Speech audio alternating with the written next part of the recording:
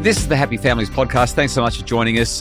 Two different topics today. We're going to kind of jump from one thing to another. First off, court documents say that Meta, the owner of Facebook and Instagram, has attempted to hide a study that showed that when people delete their Facebook account, they become less depressed. They've tried to hide it. More on that in just a sec. Plus, our most provocative and most feedback-focused podcast of the year. It happened around about 10 days ago, and we're going to review some of the feedback that's come through and talk about why so many people were up in arms and also why so many people loved it and want more. Today, it's a bit of this and a bit of that, but it's intriguing and it will make your family happier. It's the Happy Families podcast. More right after this. Hello and welcome to the Happy Families podcast, where you get real parenting solutions every single day. This is Australia's most downloaded parenting podcast. We're Justin and Kylie Coulson. We're the parents of 6 kids. And Kylie, we're feeling, can I say the word refreshed? Are you feeling invigorated after a week riding your bicycle through the rain in New Zealand? We're not going to talk about that today. That's coming up on Friday with I'll Do Better Tomorrow. But I love that you just laughed. This is a podcast. You have to talk. You can't just laugh and look at me with those eyes. We need to have some communication. I think my hammies are feeling it. I think everything. The kids and their tushes are feeling it. Anyway, we'll talk about more about that on Friday. Kylie, there are 2 big topics today. First off, we're going to talk about Facebook, Meta. I've made an enemy of them, I'm sure. I don't know how I still have an account with them because of the things that I say. But from the very outset, this is a company that has never, ever had the interests of its users at heart. It's always been about growing its database, growing its members, growing its users, and then growing its cash flows. And it has become one of the most profitable organizations on the planet, one of the wealthiest organizations on the planet. Meta, ahead of the December 10 social media minimum age legislation, has been in the news again. And I want to read this to you. This comes from a news.com.au article that was published by Alex Blair, who says this: bombshell details from a US court case concerning Meta, the parent company to Facebook and Instagram, have revealed the tech giant halted internal studies examining Facebook's impact on mental health, even after uncovering causal evidence that its platforms harmed users. So basically, there was a court case that came up recently in the United States. Facebook partnered with Nielsen, the research company, and looked at the effects of temporarily deactivating Facebook. And what they discovered was that when people deactivated Facebook, they got happier. Their depression disappeared. They ended up in a better place. Internal reports say, and this is a direct quote, people who stopped using Facebook for a week reported lower feelings of depression, anxiety, loneliness, and social comparison. So as these findings started to come through, the people at Meta said, oh, stop the study. We don't need this study. This is not a helpful study. It's not important. Let's pretend it never happened. I really like to think that there is a lot of good in humanity. You're the kind of person who looks for the good in the world. You really believe that people are good. But you hear stories like that and it just makes you question everything. It's despicable. It's absolutely deplorable. These people do not care about our kids. They do not care about our well-being. They care about one thing and one thing only. It's shareholder value. And when they're making in excess of $20 billion per quarter, and you look at the amount of money that they're spending on their AI. I mean, they literally just hired some people. They spent more than $100 million on a single staff member on a 4-year contract because that person is so integral to their AI program. They have that much money. And do you think that they're using AI to help our kids do better? No. So Jonathan Haidt, who wrote The Anxious Generation and who's one of the most vocal people and one of the most relevant people in the world on this topic right now, has been making a lot of noise about how Meta is working really hard on recognizing that a lot of young people are feeling lonely today. And so what they're working really hard on developing are synthetic AI silicon-based chatbots so that if your child's feeling lonely, they'll have someone to talk to online. I mean, it's not a real person. So thoughtful. It's a chatbot. They're not doing this for your kids, folks. They're not doing it to make your kids happier. These people are so mendacious. They're so disgracefully dishonest when it comes to what really matters. And it's not your child's well-being. When they're actually going to cover up a study because it's showing that their platforms are literally genuinely harming kids. Yeah. So I wanted to raise that ahead of the December 10 ban, 2 days to go until the ban is implemented. The social media minimum age legislation, which includes all of the Meta platforms with the exception of WhatsApp. This is a good news story. We've just got to hope and pray that the government's intervention and the legislation works and that the platforms do what they're supposed to be doing. I mean, my biggest gripe about this is $49.5 million if they're shown to be ignoring what the legislation requires. It's a slap on the wrist. If you're earning $22 billion last quarter in profit and someone says, well, we need $50 million as a fine, it's like getting a 20-cent parking fee. Yeah. So I've still got some real concerns around it. I love that we're doing it. First steps matter. We're the first people in the world to be doing it. But Kylie, Meta cancelled the work and internally claimed that the negative outcomes were skewed by the existing media narrative surrounding the platform. It just beggars belief. We will link to this article and you can research it more in the show notes. But that's what I wanted to kick it off with today. I know it's sort of a bad news story. Hey, good news. Good news. Ask me how I'm going with my social media. How are you going with your social media? You know how I'm going with it, don't you? Because I deleted it. Well, I can't delete it because we've got our Facebook page for the Happy Families business and our Instagram page. But I no longer know what my password is. I've had my assistant change all my password, put it into our password protection vault, and I don't know how to get into it. So I can't use Messenger and I can't use Facebook and I can't use Instagram. And I'm so happy. Like, this is the thing, Kylie, with this research. The research is looking not at teenagers, it's looking at all users. But we know from research that our adolescents, especially our young, early adolescents, are more affected by these platforms than any other age group, especially our young girls. They're still very dependent. You know, they can't get in the car and drive off to their friend's house. They're really dependent on mum and dad or public transport.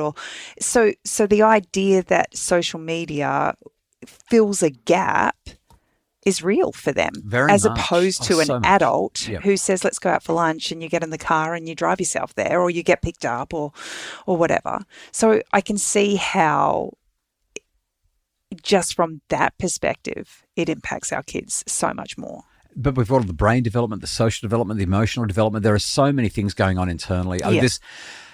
Anyway, I know that there are some people who are out there who are quote unquote experts who are not happy about the ban, don't think it's going to work and think that it's a fruitless exercise that's just going to cost a lot of money and is creating a media hullabaloo. Whether it moves the needle 0.1 or 10.1, that doesn't matter to me. The fact is we've started. No legislation is perfect when it begins, but we're going to get some information as a result of this, and that allows us to make another step. It's about progress to me. It's not about perfection. It's about progress, and I'm excited. I know that you've spoken about the fact that you're really hoping that the platforms will do what they say they're going to do. Yeah, because I don't trust them at all. And that's going to kind of move the needle a lot.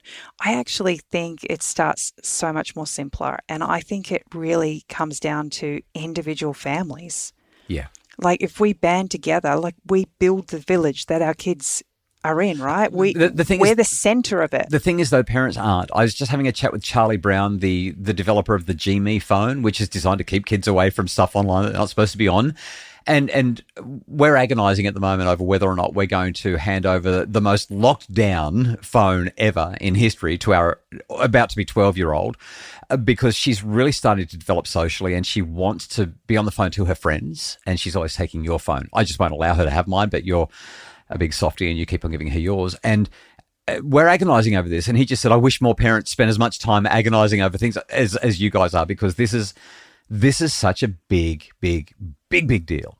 But with your phone, you're getting text messages from our daughter's friends at 10 and 10:30 at night as they're trying to contact her.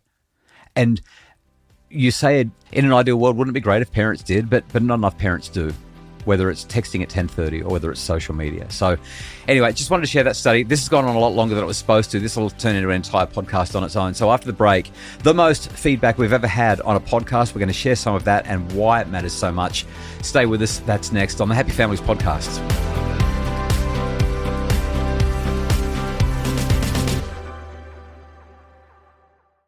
This is the Happy Families podcast where you get real parenting solutions every single day. Kylie, a couple of weeks ago, about 10 days ago, we had one of our most listened to podcasts, and certainly a podcast that has resulted in more feedback than almost any podcast in fact, probably more feedback than any podcast we've ever dropped. It was with the author of a book called Searching for Normal. His name is Dr. Sammy Tamimi. Heaps of emails saying, oh my goodness, we need more. In fact, one person, Liz, emailed and said, more Sammy Tamimi, please. Dear Happy Families, Sammy Tamimi was fantastic. Can you get him on for a longer session? Specifically, can you get him on to talk about boys and diagnoses of ADHD? There were a whole lot of other emails that came through that were very much along those same lines, just begging for more and saying how helpful it was and how reassuring it was and how affirming it was. And then there were other emails that came through, like this one. This one came through from someone that will remain anonymous who said, hi, Justin and team. Well, it's been a morning. Another battle with my 8-year-old refusing to go to school. I'm exhausted. We've been seeing a psychologist all year. We're dealing with never-ending sleep problems, emotional regulation issues at home where she gets quite violent when she's angry. The family is often in chaos because of her meltdowns. Even though she has wonderful friends and is a very liked member of her school community, we're often hearing about relationship problems and playground politics. She definitely appears to be masking a lot at school and then letting it all out at home. There are many different causes of anxiety as well that come and go. I've felt for years that something's not quite right. We finally sought to have her screened, and the psychologist has now recommended that we complete an ADHD assessment. I'm exhausted, and while I'm trying to implement good parenting strategies like many that you promote, which are essential and the best, some days I still just don't know what to do. It feels like nothing is working, and again, I'm just exhausted. I listen to your podcast often and really value your insight, your opinions and expertise. Your family values really resonate with mine. I just listened to your podcast episode where you interviewed Dr. Sammy Tamimi. I'm confused.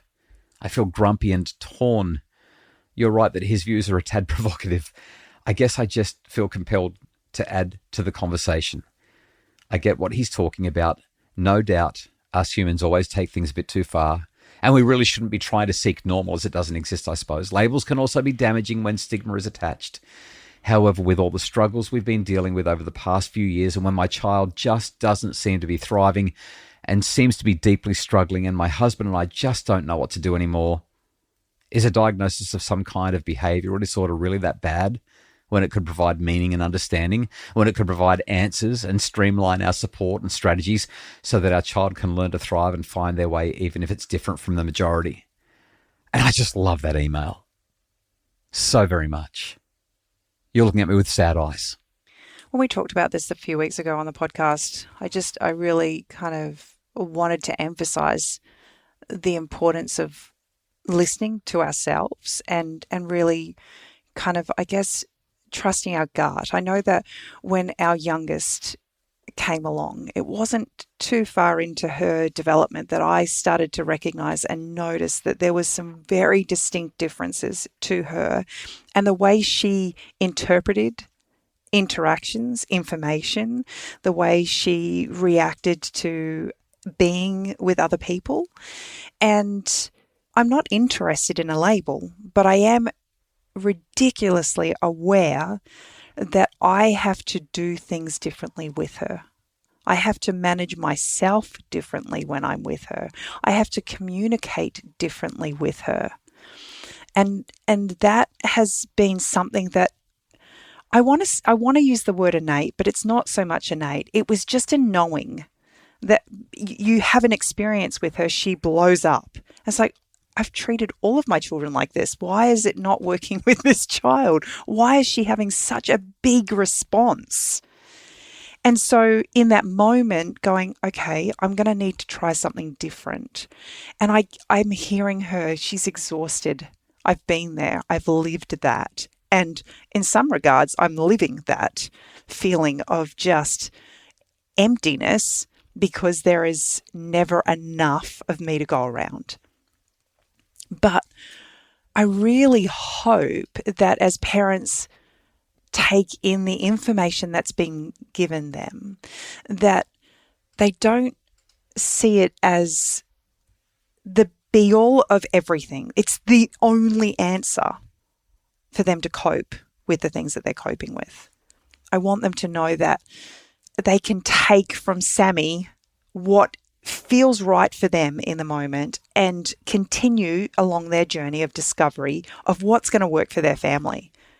Because it's devastating. Yeah. When we're in these hard places and we hear someone who's so counter to everything that everybody else is saying, I think it's important for us to be curious, but to feel hopeless, that's not a place that I would ever want anybody to be left feeling as a result of the things that we are striving to share. So we're almost out of time. I was going to play an audio message that came through from happyfamilies.com.au, the super simple system there that Jess used. And she basically said she felt like Dr. Tamimi was being a bit dismissive, that life is complicated and this is just how it is for some people. Like these things really are happening. And it ties in with what we've just talked about, what you've just shared. My response to both of the negative ones, because I certainly align with what Dr. Tamimi is highlighting, because he's very much leaning on what the research shows. What's happened is that there's a cultural narrative that's developed. We've created an entire language around everything that's going on from a mental health/mental illness point of view.